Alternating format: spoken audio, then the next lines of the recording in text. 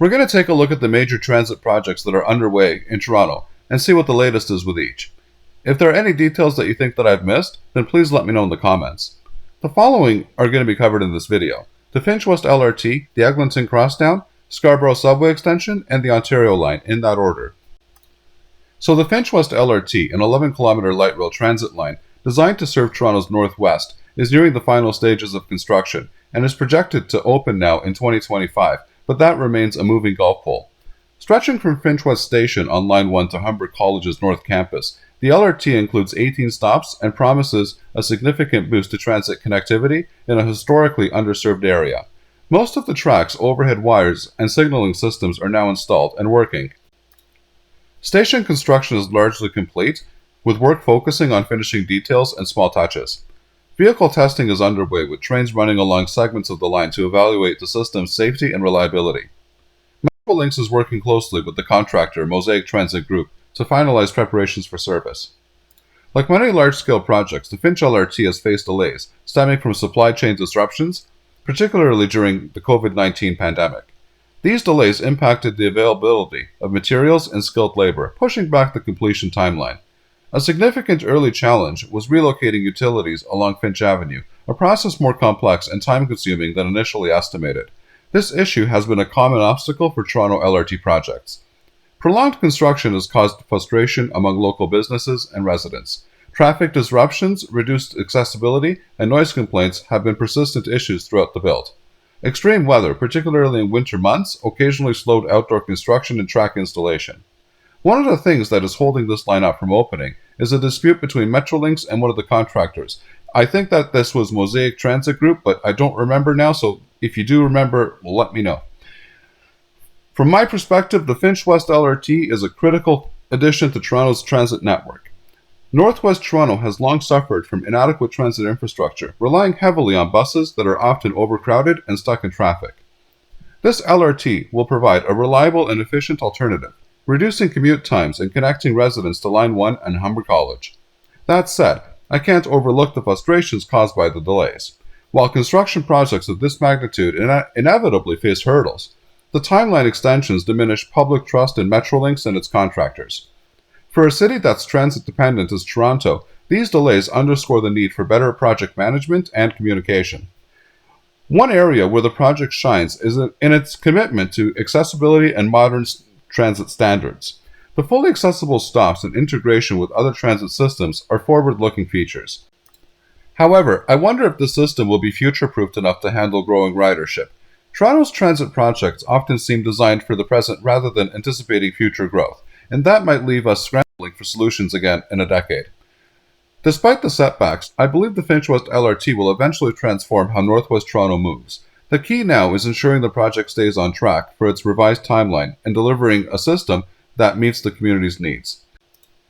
The Eglinton Crossdown LRT, a major east-west light rail transit project in Toronto, continues to face delays and setbacks, frustrating both commuters and city planners. Initially scheduled for completion in 2020, the project has encountered repeated postponements, with the latest estimates suggesting an opening date in June or sometime in 2025. This project, spanning 19 kilometers from Mount Dennis in the west to Kennedy in the east, has been under construction since 2011. As of late 2024, several key milestones remain incomplete. About 260 quality control issues need resolution, and only 5 out of the 46 necessary construction certificates have actually been issued. Testing and commissioning activities are ongoing, with site acceptance testing at 95.3% and system integration testing at 85.4% completion. TTC operator training is also behind schedule, with only one cohort of operators currently in training. Additionally, construction deficiencies, including track alignment corrections and infrastructure challenges, are still being addressed.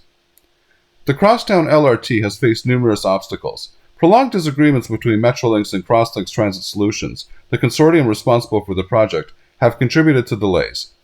Issues such as improperly aligned tracks and other deficiencies have slowed progress. Businesses and residents along Eglinton Avenue have endured over a decade of disruptions, including traffic congestion, noise, and reduced accessibility. Although initially budgeted at approximately $5.3 billion, additional costs related to delays and modification have not been fully disclosed. From my viewpoint, the Eglinton Crossdown LRT is both a symbol of ambition and a cautionary tale in infrastructure planning. On one hand, it represents a transformative project capable of reshaping Toronto's transit landscape by reducing east-west travel times and improving connectivity. On the other, the ongoing delays and community frustrations highlight the importance of robust project management and stakeholder coordination. The repeated setbacks also underscore a broader systematic issue in Canadian infrastructure projects, where delays and cost overruns seem almost inevitable. While I believe the Crossdown LRT will eventually deliver immense benefits, the protracted timeline has eroded public trust. Looking ahead, more transparent communication and expedited resolution of the remaining challenges will be critical to restoring confidence in Toronto's transit future. The Scarborough subway extension is a significant project aiming to replace the aging Line 3 Scarborough RT and extend Toronto's Line 2 Bloor-Danforth subway by nearly 8 kilometers. This 3-stop expansion is expected to terminate at Shepherd Avenue and McCowan Road, serving areas that currently lack robust transit options. The project remains a critical part of Ontario's $28.5 billion subway expansion initiative, which includes other major projects like the Ontario Line and Yonge North subway extension. Construction for the Scaro subway extension began in June of 2021. The tunnel boring machine started the excavation earlier this year and is steadily progressing. Supporting infrastructure, such as head walls at future stations and emergency exit sites, is being installed to facilitate later construction phases. These head walls act as critical frames for subsequent developments like stations and exit buildings. The project's costs have escalated to $5.5 billion, raising concerns about its value for a 3-stop extension. Initially proposed as a 5-stop extension, budget constraints and political decisions led to a downsized 3-stop plan, limiting its potential impact on accessibility. While construction has progressed, delays in tunneling preparations and concerns about supply chain disruptions could push back the projected completion date, currently set for 2030. The closure of Line 3 in 2023 has forced residents to rely on shuttle buses, increasing commute times and dissatisfaction among transit users. As someone who loves urban transit and its transformative potential, I see the Scarborough subway extension as a mixed bag. On one hand, replacing the outdated Line 3 is overdue, and the extension will undoubtedly provide more reliable service for Scarborough residents. However, I can't help but feel disappointed by the lost opportunity of the original 5-stop plan. The rising costs and the prolonged timeline are frustrating, but not surprising for a project of this scale.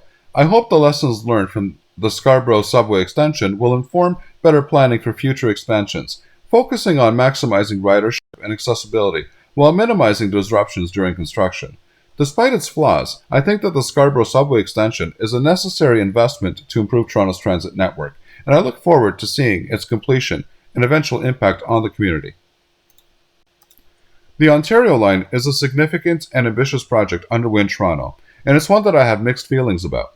The line will be a 15.6-kilometer rapid transit corridor connecting Exhibition Place in the west to the Ontario Science Centre in the east, or at least what was where the Ontario Science Centre was, with a northern terminus at Don Mills Road and Eglinton Avenue. The project is designed to provide much-needed relief for the city's overcrowded transit system, specifically by easing congestion on lines 1 and 2, as well as offering faster travel times. For example, a trip from Exhibition Place to Don Mills Road, which currently takes about 70 minutes, will be reduced to under 30 minutes. Work on the Ontario Line is progressing, with construction now underway on several fronts. Major milestones have been reached, including the awarding of contracts for the Don Valley Crossing and West Don Crossing bridges, which will carry the line over the valley. Other developments include significant infrastructure changes in the East End, like the new Thorncliffe Park Station and various bridge constructions for the elevated segments of the line, which have also now been awarded. As for the challenges, the project has certainly had its setbacks. The original budget, estimated of $10.9 billion in 2019, has more than doubled to a staggering $27 billion, a price increase that has raised concerns about the project's cost efficiency. Moreover, the timeline for completion has remained firm at 2031. But given the scale of the work, I wouldn't be surprised if there are further delays or revisions along the way. We've already seen issues with coordination between various stakeholders, like the shifting of GO Transit tracks to accommodate the new line, and delays in utility relocations. From a personal perspective, I'm excited about the potential of the Ontario Line. The relief it promises for riders on the overcrowded Young University Spadina line and Bloor Danforth lines is invaluable, and the connections to other major transit routes including the Eglinton Crosstown and GO Transit are a huge plus. The Ontario line is expected to provide over 40 connections across the transit network, and that kind of connectivity is exactly what Toronto needs. However, the skyrocketing costs and the complex logistical challenges do make me wary. I'm cautiously optimistic that it will come to fruition as planned, but I can't help but feel that future hurdles may pop up as the construction timeline intensifies. All in all, while the Ontario line is undeniably a game changer for Toronto's transit future, the growing price tag and the ongoing hurdles make it a project that will require continuous oversight and management to stay on track. It's a massive undertaking that, if successful, will dramatically improve the city's mobility, provided the inevitable bumps along the way don't derail it entirely. I hope that you liked the video. If so, please give it a like. If you're not subscribed and want to be notified of new videos that are released, please click on the Art Toronto button here. This is the video that I would recommend for you to watch next, and I'm sure that you're going to love it. Here's the playlist for all of the latest in transit news and views that you're going to find very informative and interesting. And finally, here is the latest video. Thanks for watching and happy transiting.